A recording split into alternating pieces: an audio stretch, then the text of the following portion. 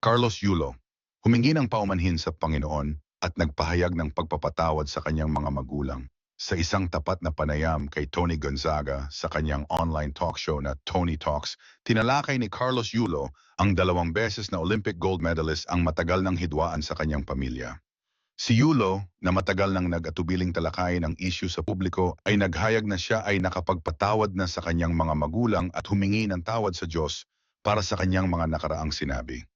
Ako po ay alam ko sa aking puso na napatawad ko na sila matagal na, sabi ni Yulo. Inamin ko sa sarili ko na nagkamali ako, kinarma ako dahil mali nga naman nasabihan ko sila ng ganon. Emotional na pagsasagip at pagtanggap ang mali ay pinahayag ni Yulo na ang maga emotion ay talagang umusbong sa panahong iyon dahil naramdaman niya ang pangangailangang ipaglaban ang kanyang sarili at ang relasyon nila ni Chloe San Jose, ang kanyang kasintahan. Siyempre, kapag emosyonal ka, gusto mong ipaglaban ang sarili mo at ang relasyon mo. Alam ko kung ano ang mali ko. Tinanggap ko yon, pinagdasal ko yon kay Lord, humingi ako ng tawad, dagdag pa niya. Bagamat hindi nakasama sa kanyang buhay ang kanyang pamilya, nagpasalamat si Yulo sa mga taong tunay na nagmamahal at sumusuporta sa kanya. Para sa kanya, ito ay isang biyaya mula sa Diyos. Hindi na din po para malaman ng buong sambayanan kung ano yung nangyari. Basta alam ko sa sarili ko, sa puso ko na napatawad ko sila, anya, pagsuporta ni Chloe San Jose at pag-asa para sa kinabukasan. Sa parehong panayam, ibinahagi ni Chloe San Jose, ang kasintahan ni Carlos Yulo, ang kanyang pananaw tungkol sa hidwaan ng kanyang boyfriend at ng pamilya nito. Binibigyang diin ni San Jose ang kahalagahan ng pamilya sa pagprotekta at pagsuporta sa isa't isa.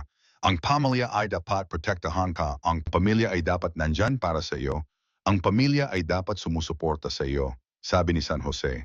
Kung hindi nila ginagawa yon, then it's a problem. Sa kabila ng mga hamon, nananatiling positibo si San Jose na balang araw ay magkakaroon ng pagkakataon para maayos ang hidwaan.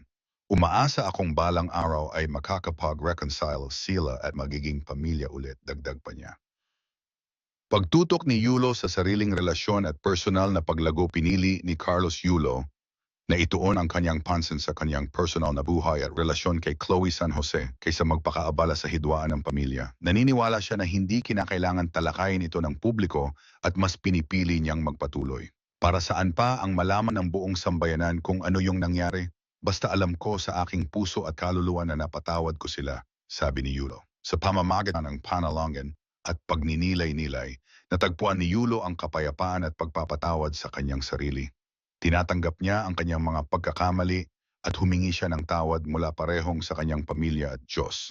Habang patuloy si Yulo na umunlad sa kanyang karera sa gymnastics, nananatili siyang nagpapasalamat para sa suporta at pagmamahal mula sa kanyang piniling pamilya at mga taga-suporta. Sa kabila ng mga pagsubok na kanyang hinarap, ang katatagan at determinasyon ni Yulo ay naging inspirasyon para sa marami. Paano naiiba ang paghingi ng paumanhin ni Carlos Yulo sa ibang celebrities? Ang paraan ng paghingi ng paumanhin ni Carlos Yulo at ang kanyang pagharap sa mga issue sa pamilya ay talagang naiiba kumpara sa ibang mga celebrities. Sa kanyang kamakailang panayam kay Tony Gonzaga, inilahad ni Yulo ang ilang mahahalagang aspeto na nagbigay diin sa kanyang natatanging pananaw sa pag-navigate ng mga personal na hidwaan, lalo na ang mga kinasasangkutan ng kanyang pamilya. Personal na kalikasan ng hidwaan, isang pangunahing pagkakaiba ni Carlos Yulo ay ang kanyang pagbibigay diin na ang mga issue na kanyang kinakaharap sa kanyang pamilya ay labis na personal at hindi dapat ipagsapalaran sa publiso. Sa kanyang panayam, sinabi niya, personal po kasi masyado like hindi na rin po para malaman ng tao ng buong sambayanan yung nangyari. Ang ganitong pananaw ay labis na naiiba kumpara sa maraming celebrities na madalas na nag-aaway or naglalabas ng kanilang sama ng loob sa social media, naghahanap ng pagkilala o suporta mula sa kanilang mga tagahanga. Personal na kalikasan ng hidwaan, isang pangunahing pagkakaiba ni Carlos Yulo ay ang kanyang pagbibigay diin na ang mga issue na kanyang kinakaharap sa kanyang pamilya ay labis na personal at hindi dapat ipagsapalaran sa publiko. Sa kanyang panayam, sinabi niya, personal po kasi masyado like hindi na rin po para malaman ng tao ng buong sambayanan yung nangyari. Ang ganitong pananaw ay labis na naiiba kumpara sa maraming celebrities na madalas na nag-aaway o naglalabas ng kanilang sama ng loob sa social media, naghahanap ng pagkilala o suporta mula sa kanilang mga tagahanga. Sa halip na ipagpatuloy ang hidwaan o makisangkot sa pampublikong drama, pinili ni Carlos na ituon ang kanyang pansin sa pagpapagaling at pagkakasundo. Ipinahayag niya na siya ay nakapagpatawad na sa kanyang mga magulang at nais nang magpatuloy ng positibo, sinabing, "Basta ako, alam ko po sa sarili ko, sa puso ko na napatawad ko sila." Ang ganitong pamamaraan ay isang matinding kaibahan kumpara sa ibang celebrities na maaring pumili ang pag-akyat ng tension para sa publicity o drama. So, suporta mula sa mga mahal sa buhay. Binanggit din ni Carlos ang kahalagahan ng pagkakaroon ng mga taong sumusuporta sa kanya habang siya ay nasa gitna ng mga pagsubok. Nagpasalamat siya sa mga tao na tunay na nagmamahal at sumusuporta sa kanya, lalo na kay Chloe San Jose, ang kanyang kasintahan. Ang ganitong uri ng suportang network ay mahalaga upang mapanatili ang katatagan at positibong pananaw kahit paman may mga hamon. Sa kabaligtaran, marami sa mga celebrities ang madalas na nagiging isolated o nag-aisa kapag may hidwan, nagre-resulta ito sa higit pang drama at pampublikong gulo. Pagsusuri at pagninilay. Ang paghingi ni Yulo ng paumanhin at pagharap niya sa kanyang pamilya ay nagpapakita hindi lamang ng maturity, kundi pati na rin ng isang malalim na pag-unawa sa halaga ng pamilya at pagpapatawad.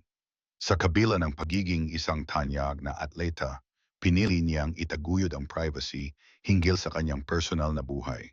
Sa ganitong paraan, siya ay naging inspiration para sa marami, lalo na para sa mga kabataan. Sa kabuuan, ang pamamaraan ni Carlos Yulo sa pagharap at paghingi ng paumanhin ukol sa hidwaan niya kasama ang kanyang pamilya ay nagpapakita ng isang natatanging diskarte kumpara sa ibang celebrities.